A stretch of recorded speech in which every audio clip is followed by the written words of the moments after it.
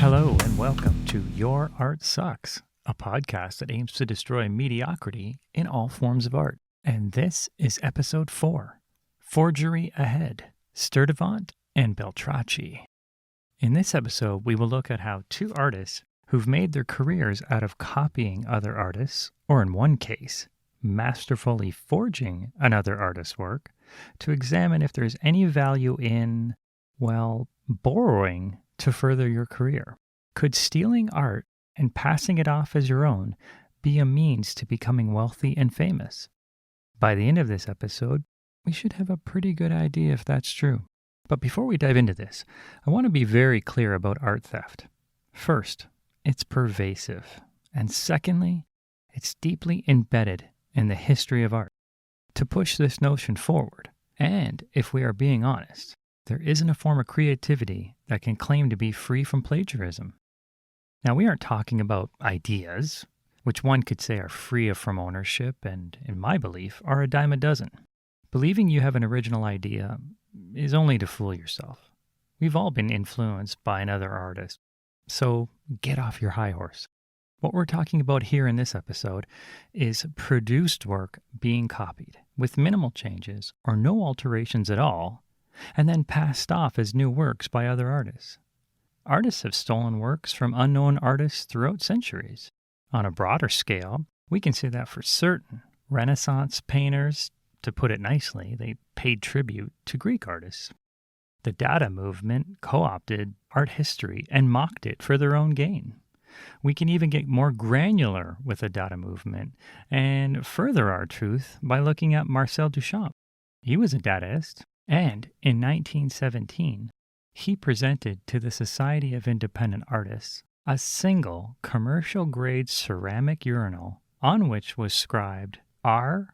Mutt 1917. Now let's be clear. Duchamp neither designed the piece, he didn't mold it, and he certainly didn't bake the ceramic. He simply handed it in with a story about his alteration of found art. Hold on, though. We can go further down this rabbit hole of appropriation. There is very strong evidence that Duchamp actually didn't even come up with the concept for this piece either.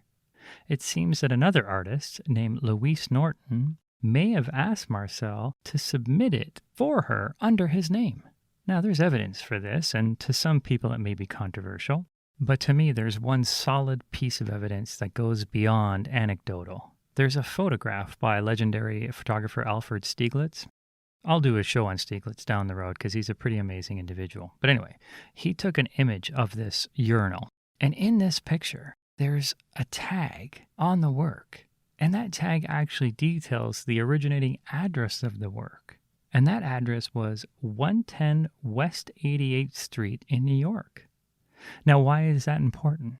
Well, that was actually the address of Louise's parents' house.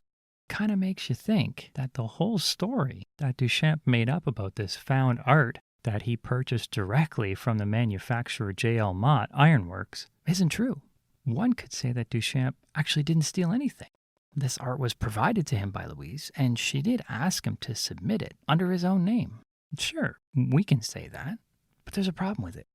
And now, depending on your own point of view, this may be a joke on the art world or a sad statement on the critics, but in December 2004, the urinal piece was voted the most influential artwork of the 20th century by 500 art world professionals. Yeah, you heard me right. 500 professionals chose this ceramic urinal as the most influential artwork of the 20th century. So you have to say to yourself, that's where the problem comes in for Louise. Here we have an artist who, she didn't get any of the accolades for creating one of the most influential pieces of the 20th century. Hell, she didn't even want the credit for it. But there's a flip side to this, or maybe she actually comes out on top. See, this urinal piece kind of ends up becoming a bit of a joke. There are artists who wanted to further co-opt this piece, and they wanted to put their own stamp on it. So what did they do? Well, they waited for it to be displayed. And this has happened at different points in the display of this piece around the world, and they decided to piss in it. I'm not joking. Pissed right in the urinal and claimed it, Found art.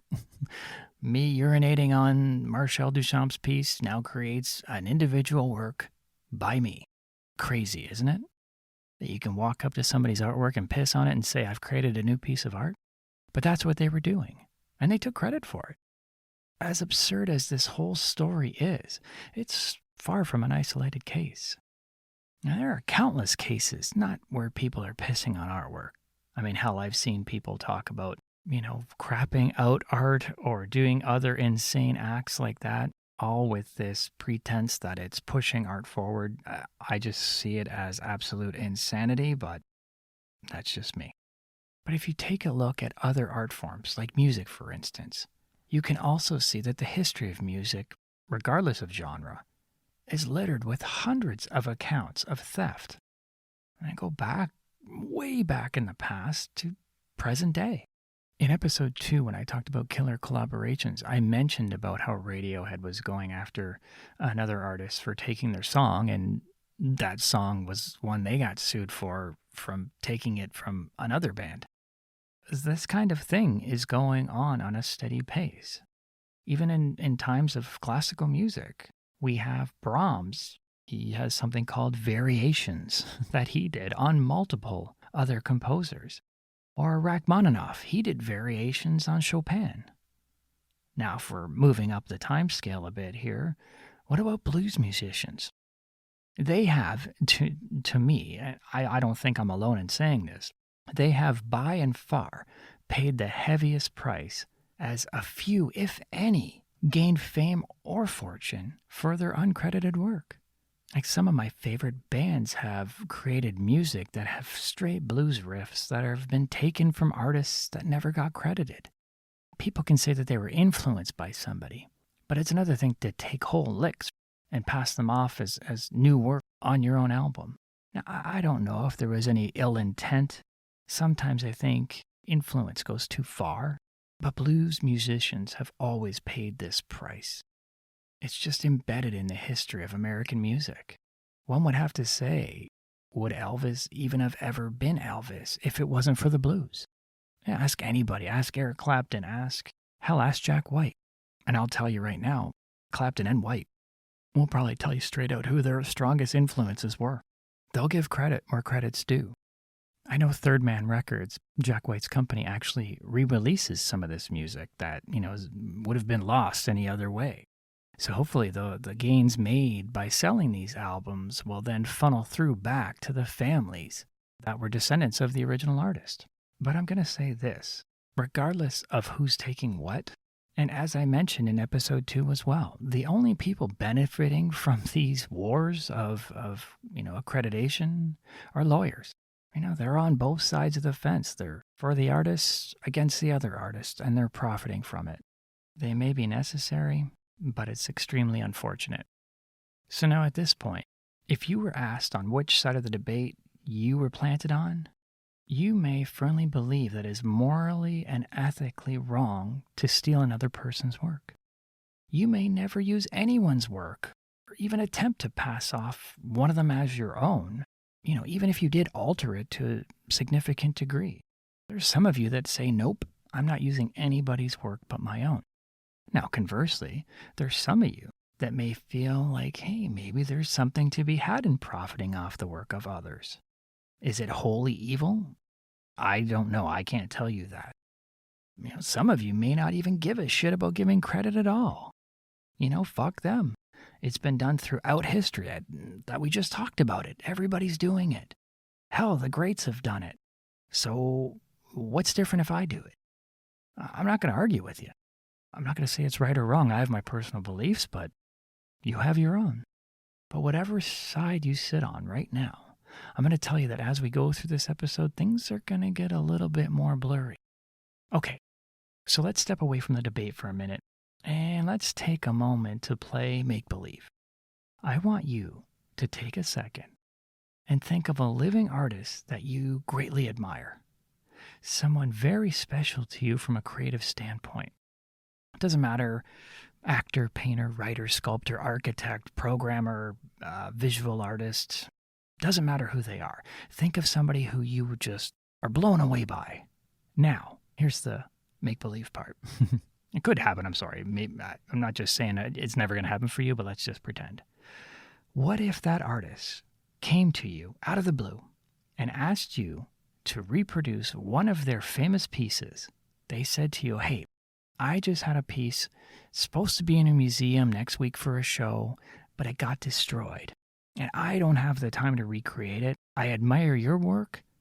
Can you do me the favor and recreate it for me? You're not going to get any credit for it. And nobody besides us is going to know that you ever did this. But I will greatly admire you for doing it. Now, would you do it? I mean, you know it's not yours originally, but the one that everybody's just going nuts over, the one that's right in front of them right now is yours, technically. But you can't tell anybody. How would you feel about that? I would still do it if I was asked. I think I can deal with the outside aspects of it. I would love to have a relationship with somebody I admired on that level. Knowing that they respect me and I respect them, I think I could do it. Would it be tough? Fuck yeah. But I think I could get away with it. Can you? It's something you gotta think about. Not that it'll ever happen, I'm just using this as an example. And why am I using this as an example? Because this isn't as far-fetched as you think. It happened when artist Jasper Johns, he actually lost some of his work. I don't know if it was destroyed, but something happened to a piece that was supposed to be in an upcoming show. So what'd he do? He went to an artist that he knew and said, hey, I believe you'll do a better job of replicating my piece than I would. So could you do it? And the person he approached? It was Elaine Sturtevant. Now I can hear some of you saying, Elaine who? Well, to answer this, I'm going to refer to reporter Margalit Fox, who summed it up best. She described Elaine as an American conceptual artist whose work resembled that of Andy Warhol, and Roy Lichtenstein, and Robert Rauschenberg, and Marcel Duchamp, and Jasper Johns, and Keith Haring, and a spate of other emblematic figures from the annals of contemporary art. So what's she getting at? Well, basically, Elaine was an artist who gained notoriety for creating works of art that were extremely similar, if not exact copies, of well-known pieces by famous artists. She copied works from artists and presented these works to galleries with her name clearly signed to them. No credit to the original artist and no attempt to explain herself, just a straight-up replication. Now, because of this, some actually have tagged her as the mother of appropriation art, which, by the way, became a movement in the 1980s. And here's a side note. That urinal piece by Marcel Duchamp actually is some of the inspiration for this movement. I think it made a splash on these artists, and that's a pun intended. But for Elaine, on the other hand, she simply and boldly refused this tag. She liked to refer to herself as a simple repetition artist. Her first exhibition in New York in 1965 basically had reproductions of works by Warhol and George Segal. Oddly, these works were not contested by the artist she copied. In Warhol's case, he actually gave her the original silkscreen from his Flower series so that she could replicate his work. And on a funny footnote, Warhol, when asked about how he creates his work, he replied, "Why don't you just go ask Elaine how it's done?" So in 1967, Elaine was gaining notoriety, and she eventually got her own solo show at the Bianchini Gallery, which is also in New York. And here is an epic quote that sums up this event. New York Times reviewer John Kennedy, he wrote that Sturtevant must be the first artist in history to have held a one-man show that included everybody but herself. I think that's an amazing quote, because it sums up everything perfectly. Here you have an artist on a solo show who's basically showing everybody else's work. But it went over well. She started to become quite famous from it. But it did come at a little bit of a price. See, while most artists were fine with what she was doing, there was this whole play that she was getting on about, what is authenticity and what makes a Warhol, and at what point does it become a Warhol? Does he have to touch it? Does he have to be a part of it? Because as we all know, when the factory was going, silk screening wasn't entirely always done by Warhol. He had people working for him. And there's been other artists who've done the same. They've paid people to do the physical parts while they came up with the concept. It's nothing new, may not be the most authentic, and she was calling out that, but she was accepted for doing so. Warhol didn't care. Duchamp, he didn't give a shit. Or he didn't give a piss. I don't know. Anyway, George Segal didn't care. But here's where she pushed the envelope a little too far. You see, in the same year as her solo exhibition, she also opened up a pop-up shop that sold small sculptures. Now, what could be the problem with that? Well, she basically named the shop after another shop that was opened a few years earlier by another artist named Claes Oldenburg. So, you see, in the general public, when they saw this shop, there was confusion because they were like, well, is Oldenburg now open up again and he's selling his sculptures? So we have Elaine basically opening up a shop, and she completely appropriates everything. The business plan, the store name. She didn't change a thing. The only thing that was different is these were her copy sculptures that were in there. So needless to say, when Oldenburg found out, he went nuts. He was just so infuriated at the idea that somebody would take everything that he had right in front of his face.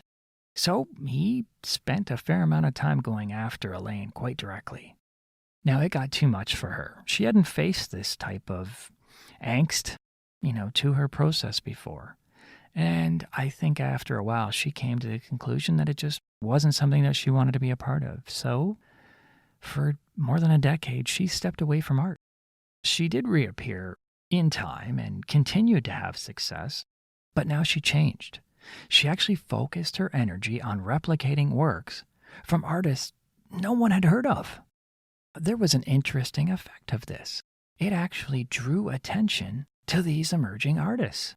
Basically, Elaine, by repeating their work and giving it exposure at her level, allowed that exposure to pass right through her and to shine right on the people who she felt deserved it. And I find that quite fascinating. Think about that. You basically copied somebody's work, you put your name on it, you have enough clout, you get gallery shows, and through that exposure, people then find out about an artist that may have never found the light of day. Because of her, she was like a lightning rod. And here's what's even more interesting. She had such a great eye for art that critics were blown away by these emerging artists. And so they started to realize that, wait a minute, we need to understand who she's copying because they may be the next big thing. And so they did. They followed all these artists that, Elaine had already been involved in, and they started to become quite successful. I believe that all of us, no matter what side of the fence you were on before you heard Elaine's story, we can agree that her acceptance by artists she blatantly copied only helped to benefit everyone involved, and possibly a few who didn't even know they were involved in the first place. I just find it interesting because I don't think that what Elaine did would be accepted nowadays. I think there's too much involved with theft of art right now to even allow that to happen. But it was an interesting time, and I think she deserves her story to be told. But now we come to a man who's drawn the ire of the international art community, and because of his attempts to paint, he was eventually sentenced to 6 years in jail. Doesn't sound like something you want to be a part of, does it? Well, what if I told you that, outside of being a criminal, you would gain enormous wealth, you'd have your works hung in the highest tier of museums around the world, and, on top of that, clients would crave your work. It sounds a little more appetizing, doesn't it? Well, welcome to the life of one of the greatest art forgers of all time, Wolfgang Beltracchi. You may have seen a documentary on Beltracchi not too long ago, but if you didn't, Beltracchi was the son of an art restorer and muralist. Now, he claims that at the age of 14 is when he first started forging other artworks. And the artist he copied? Oddly enough, it was Picasso. Now, you probably don't know this, but Picasso is a soft target for a lot of forgers. From what I had heard, forgers believe that Picasso's work is kind of easy to copy. Now, you would think that a guy like Jackson Pollock, who just, had a very loose style, or some claim no technique at all, you would think that artists, who want to forge somebody are going to forge him. And some have tried and they failed. It seems that Pollock's style is a little more, shall we say, definitive. I mean, one who knows what they're looking for can tell a Pollock from a non-Pollock. But Picasso, on the other hand, he's kind of an easy target for a lot of forgers. And Wolfgang thought the same. So now, Wolfgang at a young age wasn't really scholastically inclined. He got expelled. He kind of roamed around Europe. And eventually, in 1980, with a partner, he worked at an art gallery. But this position didn't last very long because, well, the partner accused him of stealing paintings right from his own house. Now, Wolfgang denies that he actually stole paintings from his partner, but I think we can see a pattern developing here. The guy doesn't have a lot of respect, let's just say, for art and the art process. So we move forward. His artistic talents begin to develop, and he continues to reproduce works by famous artists. While I cannot say when this enviable talent turned to the dark side, we do know that he's produced over 300 paintings over 3 decades. He's copied masters like Gauguin and Monet and Max Ernst and, of course, Picasso. This is the interesting part. He didn't just reproduce works, because there's really not much of a market in that. He took a huge step further, and he created brand new works by these artists as well. Now let's take a second to just ponder that. Here's an artist that was able to produce and credit famous artists for new works. These forgeries were so masterfully done that they even passed multiple levels of scrutiny by some of the most esteemed art appraisers in the world. This isn't somebody who just had a once-in-a-lifetime find of a new Picasso, he happened to stumble across at a flea market. I mean, if you're a forger, you may get away with that story one time if your talent is at the high level. Here's a guy that made 300 works over 30 years. That's enough to fill a damn museum. And he got away with it. Time and time again, these were certified as authentic pieces. To add insult to injury, his forgery sold for tens of millions of dollars, and not one person in the art world batted an eye. Of course, they were amazed that these pieces were showing up, but to his credit, he was so damn good, nobody questioned it. There was no real investigation done. Now, you say to yourself, I don't believe anybody can be that good. Well, here's further proof. Max Ernst's wife, Max Ernst had, been deceased already, but his wife actually was asked about one of Beltracchi's reproductions. She said, oh no, that's a Max Ernst original. I can tell by the brushstrokes that's his work.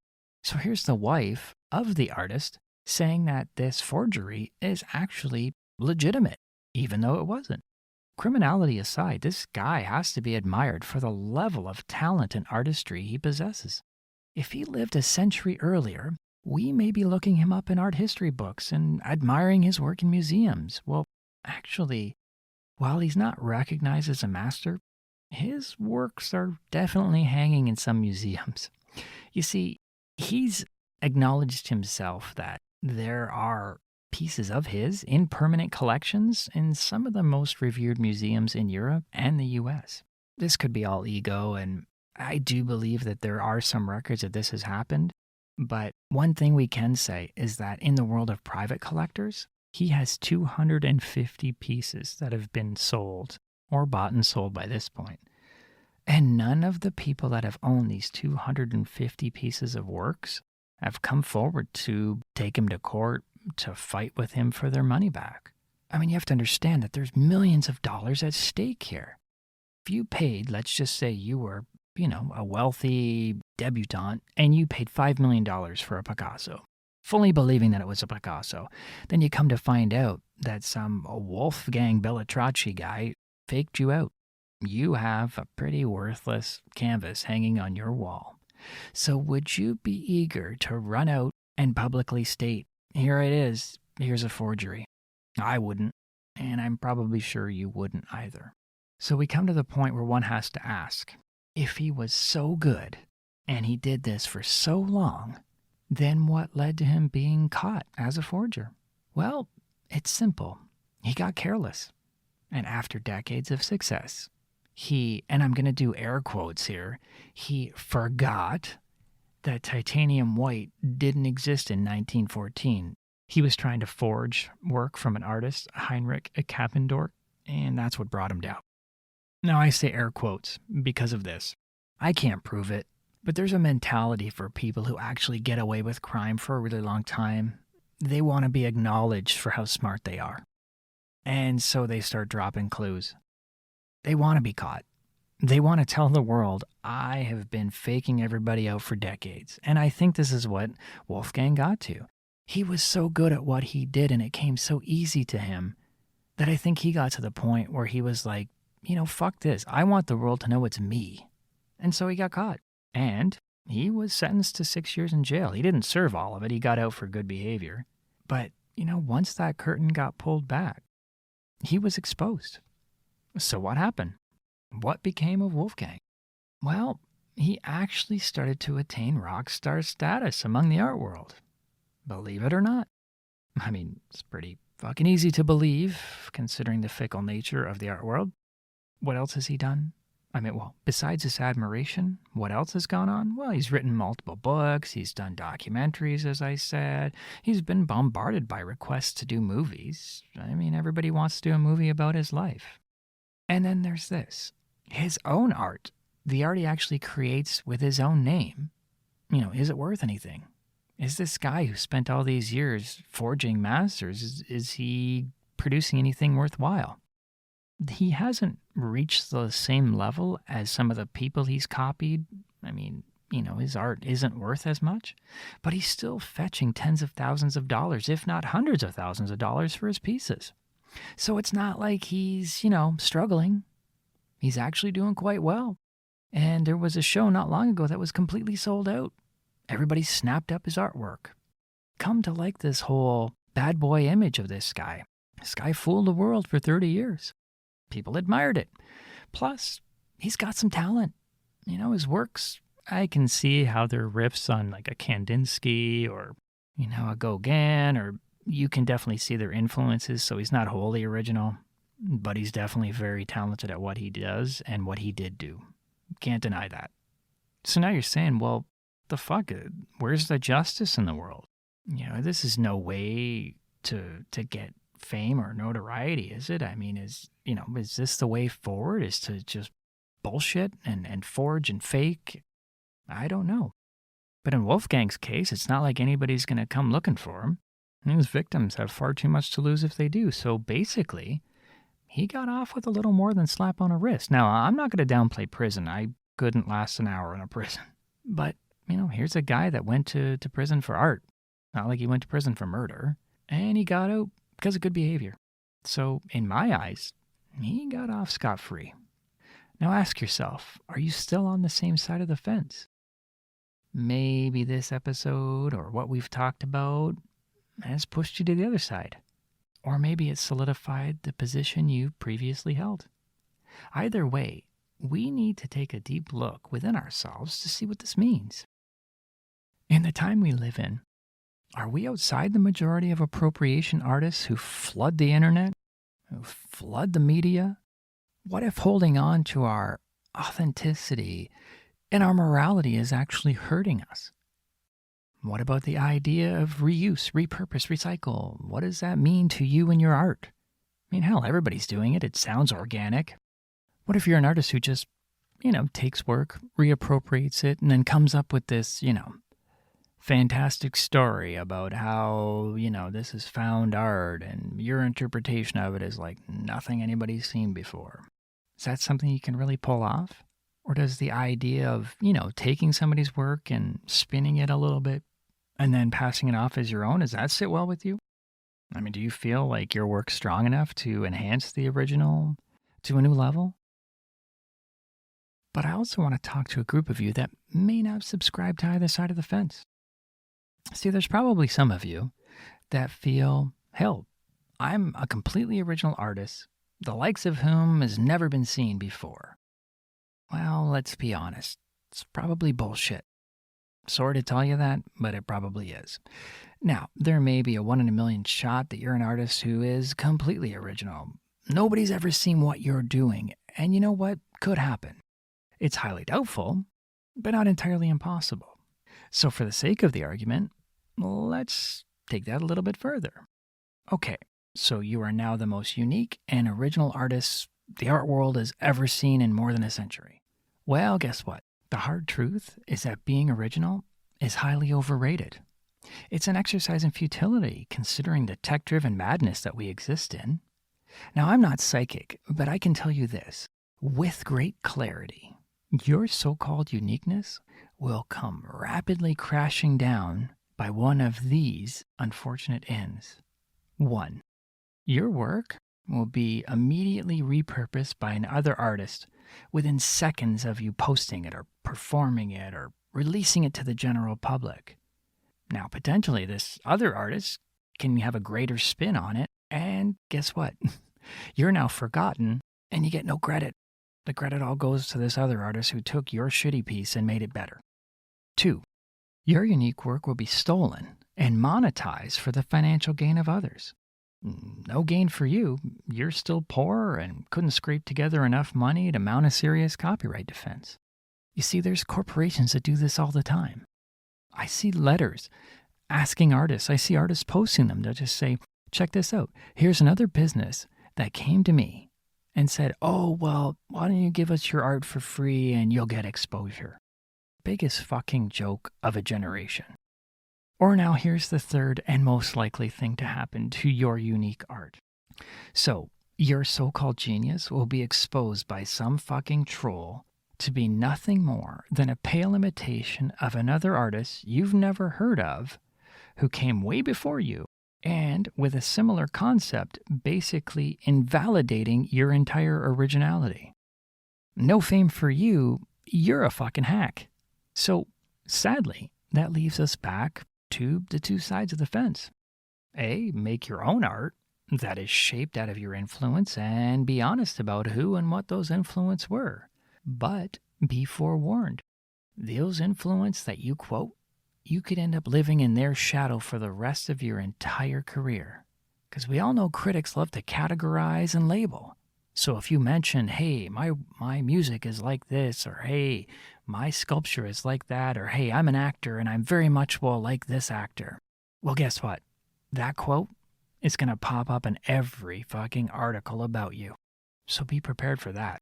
Or, on the opposite end of the spectrum, you could steal the work of your influences, change the work slightly, or in Elaine's case, don't change it at all. Take full credit of it regardless of the consequences. You'd have to have a pretty fucking strong ego to do that. But roll the dice, see what happens, because no matter the path you take, someone somewhere is going to find your work or they're going to find your stolen work. And really, it's up to society. They're going to be the ones who decide who you are once those curtains have been drawn back. As we've seen with the two artists above, the outcomes can be both full of risk, like going to jail, or full of reward, like critical acclaim or millions of dollars. But as always, your mileage in this may vary. Okay, that's all for this episode, and as always, I hope I provided some food for thought. If you enjoyed it, please subscribe or leave a comment and a rating if you haven't already. And this will allow me to get more visibility and hopefully allow other artists to pick up this podcast and start enjoying it themselves. Now, stop listening to me and go steal somebody else's work.